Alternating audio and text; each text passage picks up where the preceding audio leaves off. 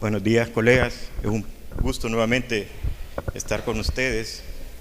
Parte de las actividades que tenemos en el mes de la diabetes es este tipo de educación médica continuada. El propio día, que fue el 14, tuvimos la actividad, pero con pacientes diabéticos. Entonces, este día yo les voy a hablar acerca del tratamiento no farmacológico, que está relacionado con los aspectos nutricionales, cambios al estilo de vida y actividad física. Ustedes saben que las intervenciones terapéuticas no farmacológicas probablemente es lo que en una consulta médica lo hacemos muy rápido por la cantidad de tiempo que le dedicamos al paciente, y nos concentramos más en la historia clínica, examen físico y el tratamiento farmacológico, y esto constituye el pilar fundamental y en el éxito del tratamiento y la prevención de las complicaciones en el paciente diabético. Son dos estrategias básicamente divididas en nutrición, estilo de vida y actividad física. Ustedes saben que la diabetes mellitus es una enfermedad complicada, requiere de un equipo multidisciplinario, es una enfermedad crónica, progresiva, irreversible, que no tiene cura. Ustedes ven en los desplegados de los diarios que les ofrecen a los pacientes curas milagrosas con células madres, y todos sabemos de que eso hoy por hoy y con la tecnología y los conocimientos que tenemos no es cierto, ¿verdad? De hecho, cuando llegan los pacientes les dicen, no, es que ellos les dicen eso porque se les cae el mercado, se les va a correr la consulta. Entonces, definitivamente, hasta el momento, probablemente para otro tipo de patologías, sí tienen una evidencia clínica ya que es efectiva, pero sin embargo para esta enfermedad todavía está en veremos. Por otro lado, ustedes saben que la enfermedad no es del médico. El paciente recarga toda la responsabilidad sobre el médico. Sin embargo, tenemos que incidir en ese paciente para que se haga responsable de su enfermedad, pero que se haga responsable dándole los lineamientos para que él pueda conllevar este tipo de enfermedad. Entonces, hay diversos estudios comparados con placebo en los cuales se ve que cambios modestos como la pérdida del 7% del peso corporal y una actividad moderada de 150 minutos a la semana son capaces de reducir el riesgo de diabetes. Y cuando ya son diabéticos, una intervención intensiva en el estilo de vida es beneficioso a largo plazo en reducir los riesgos y las complicaciones a largo plazo. Hay diversas guías que ustedes pueden consultar de la Asociación Americana de Endocrinólogos Clínicos, de la ADA, de ALAD, y son todas como un apoyo para que ustedes puedan ver. Sin embargo, ustedes ven que destacan la nutrición, la actividad física. Otra cosa que es muy importante y muchas veces no le damos la relevancia que debería de tener es la calidad del sueño de cada uno. Nosotros, principalmente como médicos, desde que somos externos empezamos a tener ya un trastorno del sueño. Nos desvelamos, luego empezamos los turnos, muchas veces pasamos 48 hasta 72 horas sin pegar un pestañazo, y eso a la larga está relacionado con aumento de peso, aumento del incremento de la resistencia a la insulina, y es una de las condiciones que nos pueden conllevar a desarrollar la enfermedad. Por otro lado, tenemos que hacerle énfasis a nuestros pacientes en el consumo de alcohol, y obviamente que tienen que dejar de fumar. ¿Por qué? Porque no hay peor o tríada combinatoria que sea diabético, que fume y que sea hipertenso. La siguiente, vamos a ver. Entonces, los objetivos de la terapia nutricional están dirigidos principalmente en estados prediabéticos, obesidad, síndrome metabólico, prediabetes, disminuir el riesgo de la enfermedad y los eventos cardiovasculares, incrementar la actividad física, hábitos nutricionales saludables, con el objetivo de perder peso que sea mantenido o como mínimo prevenir el aumento de peso. Ya cuando tenemos el paciente diabético tipo 2, tratar y prevenir las complicaciones mediante la atención y mantenimiento de un control metabólico, poniendo énfasis en el perfil metabólico del paciente, como puede ser la glucosa, la hemoglobina glicosilada, el perfil lipídico, si tiene o no ya alteración renal, la presión arterial y el peso corporal. Principalmente poniéndole énfasis si ya tiene nefropatía, enfermedad cardiovascular establecida, dislipidemia e hipertensión arterial. Para esto, ¿qué hacemos? Pues obviamente la historia clínica constituye un pilar fundamental, en lo cual ustedes pues ya saben y expertos en la materia. Luego ponemos énfasis al estado del índice de masa corporal, el perímetro abdominal. Se puede en honor medir los pliegues cutáneos para estimar la cantidad de grasa corporal que el paciente tiene, la historia nutricional y el estado de la glicemia y el perfil de lípidos. Esto constituye la pirámide de alimentación, y ustedes saben que la mayoría de los pacientes, cuando se enfrentan o uno les dice que son diabéticos, viene el periodo de negación. Es que me acosté tarde, es que había comido, es que había tomado, es que fíjese que me avisaron que mi mamá está enferma, es que me asaltaron el bus. Obviamente, probablemente niegan la enfermedad. Entre más tarden en aceptar la enfermedad, pues obviamente es un tiempo perdido. Entonces ahí es de hacerle ver que la diabetes, no hacerle ver como que es un castigo o que ya se va a morir o de que no, simple y sencillamente decirle, hey, mire, todo lo que usted estuvo haciendo durante estos años no estuvo bien, tratemos de cambiar, de ahora en adelante tratemos de hacer las cosas bien, darle confianza al paciente. Por otro lado, siempre nos preguntan, ¿y qué es lo que no puedo comer? ¿Verdad? Que él quiere que le diga qué es lo que puede comer. Entonces ahí viene, no puede comer pan, no puede comer arroz, no puede comer tortilla, no puede comer cosas dulces, no puede tomar gaseosas, y al final, entonces ¿qué voy a comer? ¿De acuerdo? Entonces lo que tenemos que diseñarles es un plan de alimentación adecuado, conforme a lo que les estaba mencionando anteriormente, y ustedes están viendo ahí cuáles son las cosas que se pueden incrementar o ser más restrictivos con eso. Por otro lado, ustedes saben que las dietas muy restringidas en carbohidratos y calorías pueden ser muy efectivas para perder peso, más si son hiperproteicas. Sin embargo, esto no se recomienda que se mantenga por más de un año. Y para implementar una dieta restringida en carbohidratos, las primeras etapas, tienen que tener mucho cuidado al perfil lipídico, la función renal y el consumo proteico en personas que ya tengan alguna alteración renal. Por otro lado, el aporte de grasas saturadas debe ser al menor del 7% de las calorías totales, la disminución de las grasas trans para disminuir el colesterol LDL y aumentar el colesterol HDL. Ustedes saben que todas las grasas trans son todas las grasas procesadas, principalmente la mantequilla, todo lo que viene solidificado. Eso es lo que tenemos que evitar. Limitar el consumo del colesterol a no más de 200 miligramos al día, los ácidos grasos monoinsaturados que se encuentran tanto en el aceite de oliva, de aguacate, de pepita de uva, de girasol, han sido estudiados por sus efectos beneficiosos sobre los lípidos sanguíneos. Y consumo de esteroles, principalmente los esteroles son vegetales que ayudan, o fibra que ayudan a disminuir la absorción de grasas a nivel del intestino, y obviamente repercuten en los niveles sanguíneos de colesterol.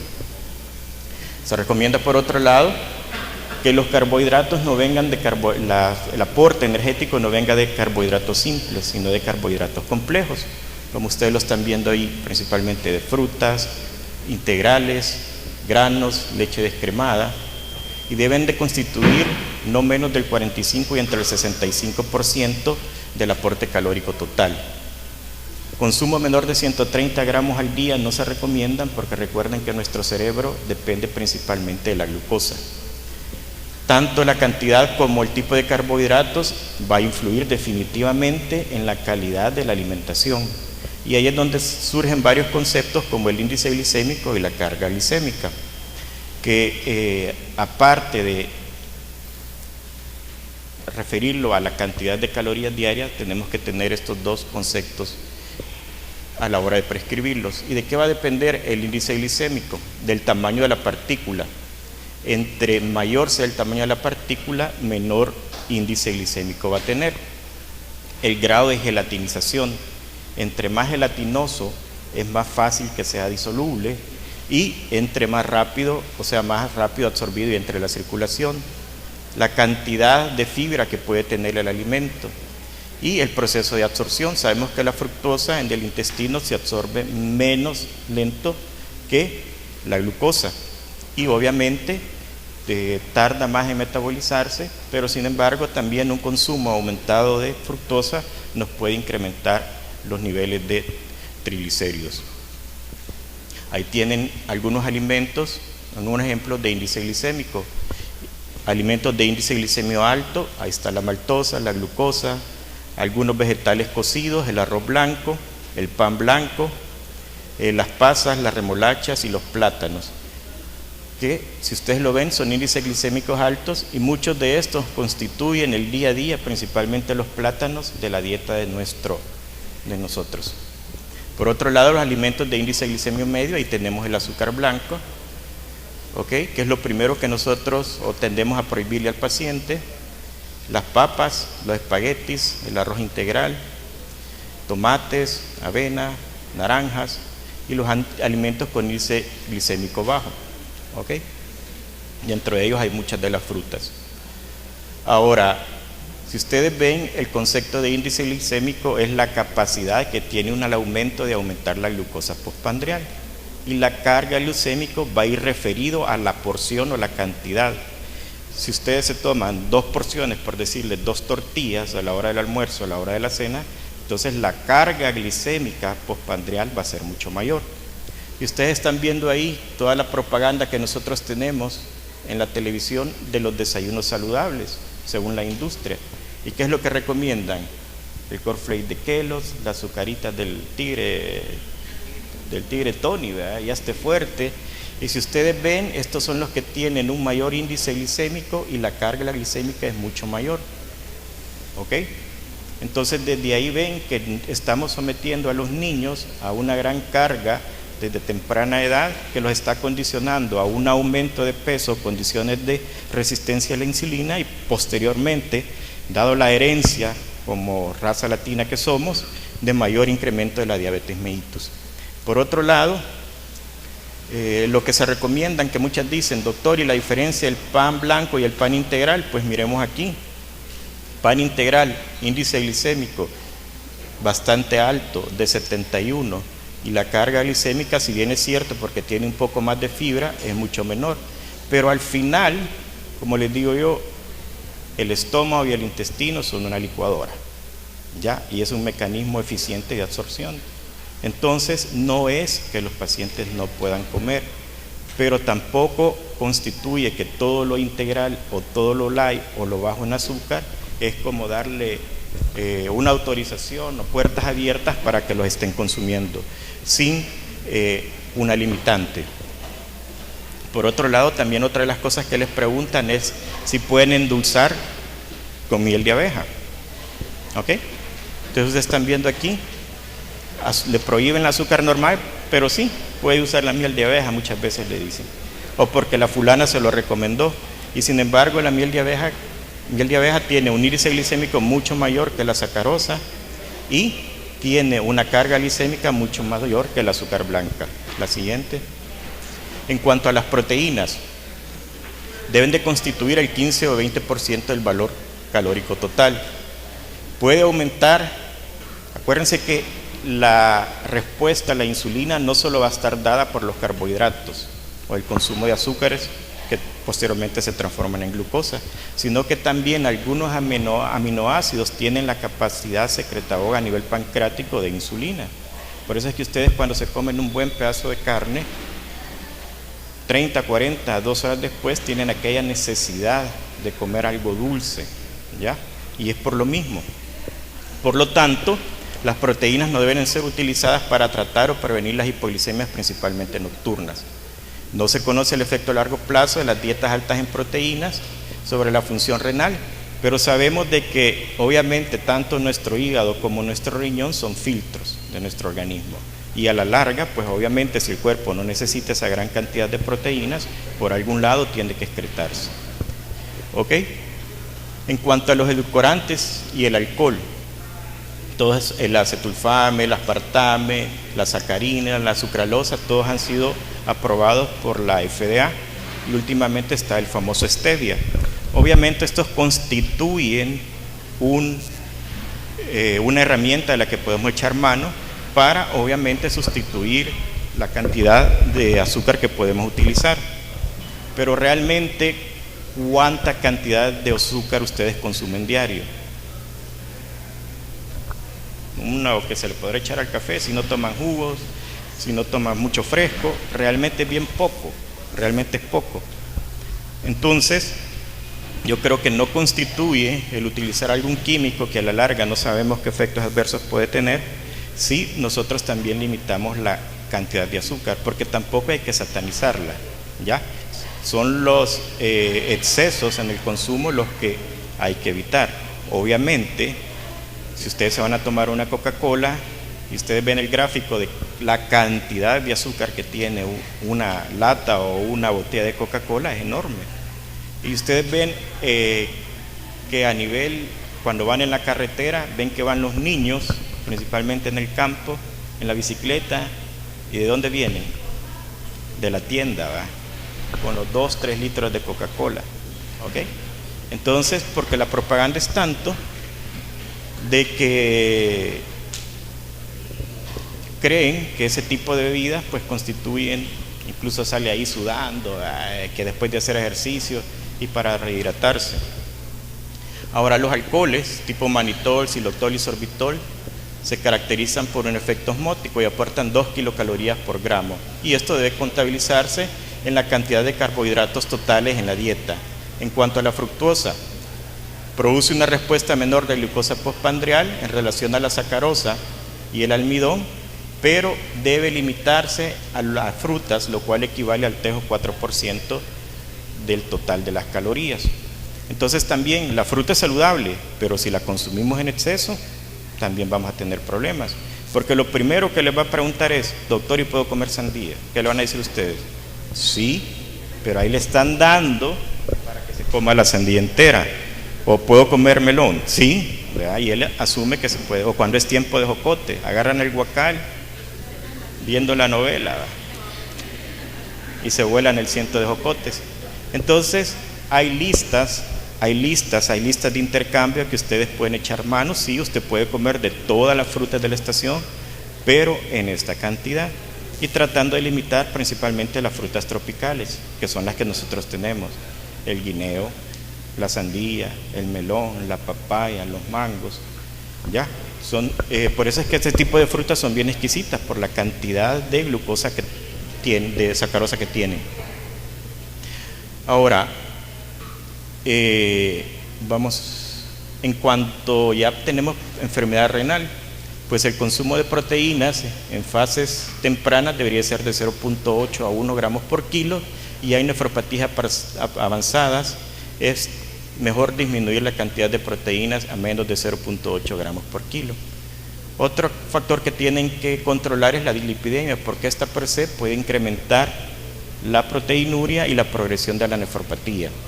Y en cuanto a la sal, se considera menos de 5 gramos al día, o lo que es el equivalente a 1000 miligramos de sodio por cada 1000 calorías que consumimos. Y en casos mayores habría que hacer una mayor restricción si el paciente es hipertenso, tiene insuficiencia cardíaca o una enfermedad cardiovascular ya establecida. Resumiendo, ahí tienen ustedes las calorías. Si tiene sobrepeso, pues restringirlas a menos de 25, si quieren mantener el peso entre 30 y 35, y son niños o en etapa de crecimiento o incremento de la actividad física, arriba de 35 kilocalorías.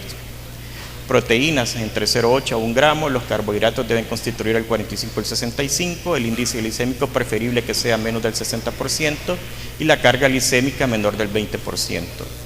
Las grasas totales en 25-35%, el colesterol, el aporte diario menos de 200, el sodio ya se los expliqué. Otra cosa importante, que tiene que tener un aporte por lo menos arriba de 14, entre 18 gramos de fibra al día. Y todo lo que son los micronutrientes, el montón de vitaminas, que el cromio, que el zinc, que el magnesio, no se recomiendan, ¿verdad? No se recomiendan si ellos reciben una dieta adecuada. En cuanto...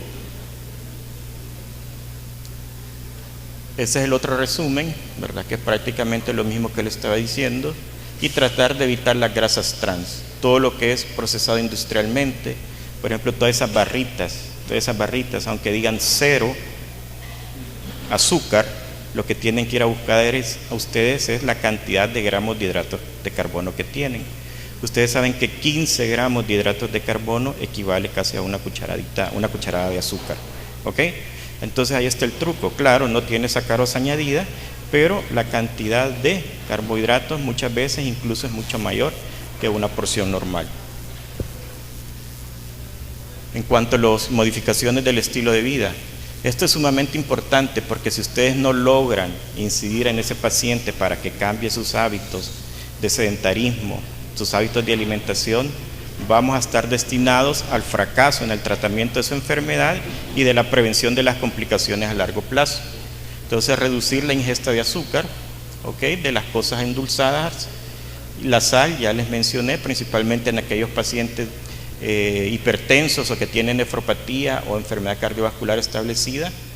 El alcohol, lo ideal es pues que no tomen, pero tampoco lo podemos prohibir. ¿Y qué es lo que se recomienda? Una bebida contiene alrededor de 10 a 12 gramos de alcohol. Limitar a no más de 1 trago por día para mujeres y de 2 tragos por día para hombres adultos. Tampoco se vale de juntar al fin de la semana la cuota de todos los días, ¿verdad? Que es lo que suele pasar también. Y aproximadamente de 10 a 12 gramos de alcohol están contenidos en una cerveza, una copa de champán, un trago de whisky o un alcohol de alta concentración. Y lo que sí tienen que hacer énfasis ustedes es pues dejar de fumar. Ustedes saben de que hay un montón de programas a los cuales pueden referir a los pacientes para asesoramiento y tratamiento. Otra cosa que es bien importante, acuérdense que el paciente diabético por sí es ansioso y es altamente depresivo. Y lógicamente, si ustedes ven todo lo que hemos visto atrás, es una enfermedad de restricciones, de no, y nada positivo. Entonces, por sí el estrés aumenta la secreción de catecolaminas, aumenta el cortisol, hormonas del crecimiento y el glucagón, lo que se traduce en ¿qué? En aumento de hiperglicemia basal, ¿ok?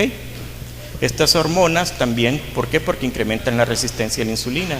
Entonces, de alguna manera, apoyarlo como médicos y si no, pues referirlo a terapia psicológica o a terapia psiquiátrica.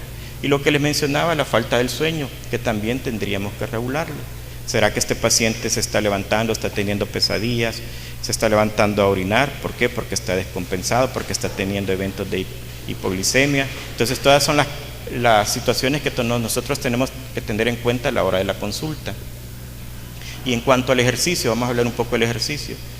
Ustedes están viendo aquí todos los beneficios que puede tener el ejercicio, no solo a nivel en la disminución de la glucosa, sino que también en el músculo, el tejido adiposo y en el hígado, aumentando la sensibilidad a la insulina, y obviamente al final esto se traduce pues en un adecuado control metabólico. Lo importante del ejercicio, para lo que estamos hablando, es que el ejercicio por sí solo es capaz de estimular el ingreso de glucosa dentro de la célula independientemente de la insulina. ¿Y cómo lo hace? Lo hace aumentando la cantidad de receptores GLUT4 y la capacidad de estos de poder migrar a la membrana celular y aumentar el flujo de glucosa dentro de la célula. ¿Ok? Tipos de ejercicio. Ahí tenemos la actividad física, que es cualquier incremento de la actividad, el ejercicio físico que constituye un programa establecido y el deporte que ya es un programa. Tenemos los diferentes tipos de ejercicio, anaeróbico o aláctico, el ejercicio físico anaeróbico láctico y el puramente aeróbico. Y esto va a depender del grado de capacidad que tengamos, la fuerza máxima, la fuerza resistencia y la velocidad de resistencia. ¿Ok? Entonces, si ustedes ven aquí, no hay una fórmula mágica que nosotros vamos a sacar y le vamos a recetar al paciente. Cada paciente tiene que ser individualizado en la consulta, tomar todas las características que vimos anteriormente y hacerle la recomendación del ejercicio.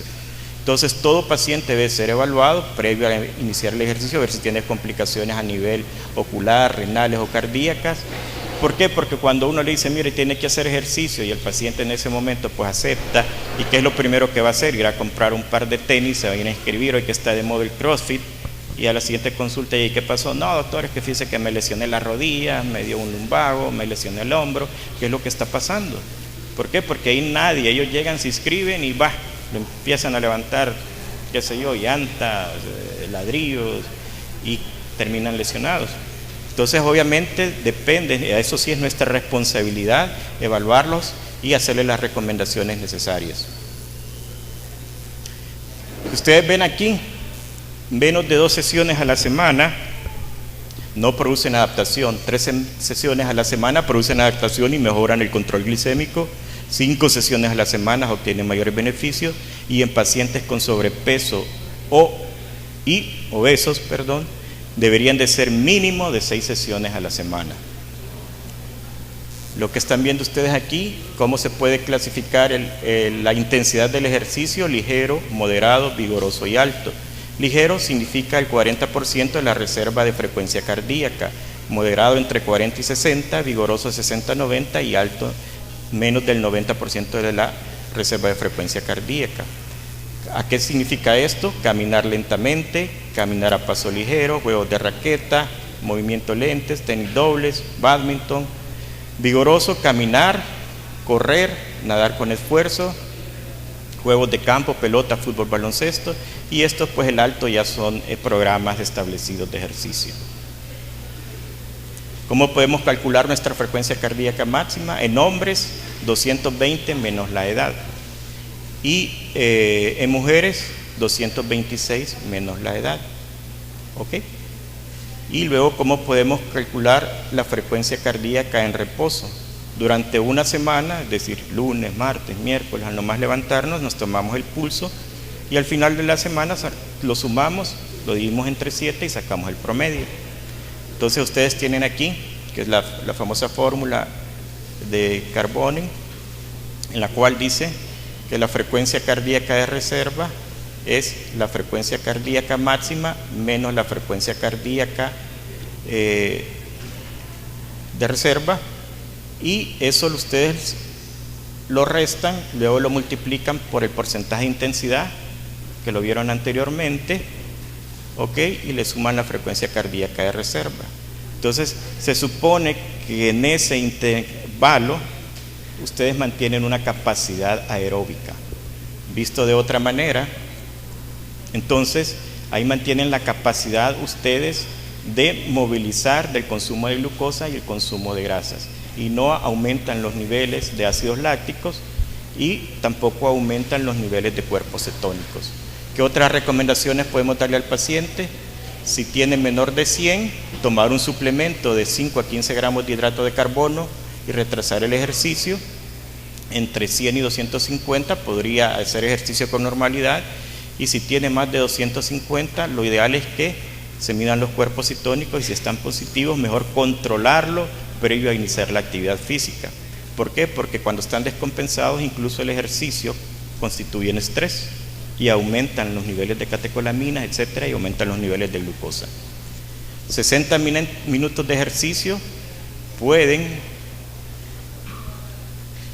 consumir las reservas de glucógeno, principalmente en el hígado. Acuérdense que nosotros en el hígado lo más que almacenamos es un cuarto de kilo de glucosa, y el riesgo de hipoglicemia puede ser mayor. Cuanto mayor sea la duración del ejercicio, pues más glucosa vamos a gastar. Lógico que mientras vamos adecuándonos al ejercicio y aumenta nuestra capacidad, vamos a utilizar menos glucosa y vamos a tender a utilizar más cantidad de grasa. Pero eso no significa que un organismo que está acostumbrado a una actividad física tenga la capacidad de disminuir la secreción de insulina. Entonces son de las otras cosas que tenemos que tener en cuenta en cuanto a la modificación de los hipoglicemiantes orales o la insulina. Ahora, las hipoglicemias es muy raro que se presenten durante el ejercicio, por lo que le estaba explicando anteriormente, pero estas sí se pueden presentar desde 4 hasta 48 horas posteriores. Eso va a depender del tipo de actividad y la intensidad del ejercicio, y qué tanto este paciente consuma o reponga la pérdida de glucógeno que ha gastado durante el ejercicio. Entonces, lo que tenemos que tener cuidado es el uso de fármacos, ¿verdad? Nunca hacerle énfasis al paciente que nunca se vaya a tomar una hipoglicemia anteoral o se inyecta y se vaya a hacer ejercicio sin haber consumido previamente sus medicamentos, su desayuno. Vigilar por hipoglicemias en las horas posteriores al ejercicio, que van a ser más frecuentes, y asimismo que este paciente no se vaya a ejercitar él solo, sino que lo haga en compañía de algo, porque si llega a presentar pues una emergencia, va a haber alguien que lo pueda auxiliar. Cuando nos enfrentamos a esto, también hay que tener en cuenta si el paciente ya tiene alguna complicación crónica como neuropatías, retinopatías. ¿Por qué? Porque no lo vamos a poner a hacer un ejercicio de resistencia cuando el riesgo de sangrado a nivel ocular puede ser mayor por el daño a nivel de la retina. O tampoco un ejercicio muy extenuante si ya tiene alguna nefropatía, porque acuérdense que per se el ejercicio aumenta la proteinuria. Y obviamente hacerle énfasis al paciente que si va a hacer un ejercicio extenuante no lo haga en horas de extremo calor por la deshidratación y que tenga una hidratación adecuada. Obviamente evitar el calor y tampoco hacerlo ver de que el ejercicio o un programa de ejercicio extenuante sí es favorable para él, pero incluso hay estudios en que dicen que podemos echar diversas alternativas. Está el uso de podómetros, que son las mediciones del paso, que se recomendaba alrededor de 10.000 pasos al día, que son entre 6 y 8 kilómetros al día, que se consumen alrededor de 3.000 calorías diarias. Pero con que incremente la actividad física, poco a poco estamos logrando un gran porcentaje de efectividad. Por otro lado, también hay estudios que dicen que no es necesario caminar los 10.000 pasos al día. Con que él incremente la actividad física 10 minutos 3 veces al día, sería el equivalente a los 10.000 pasos al día. Entonces, pero como les mencionaba, cualquier prescripción, cualquier recomendación que nosotros hagamos que este paciente incremente la actividad física, disminuya de peso y cambie sus estilos de vida, pues estamos logrando un mayor porcentaje de éxito en el tratamiento de la enfermedad. Bueno, muchas gracias. Si tienen alguna pregunta y si no,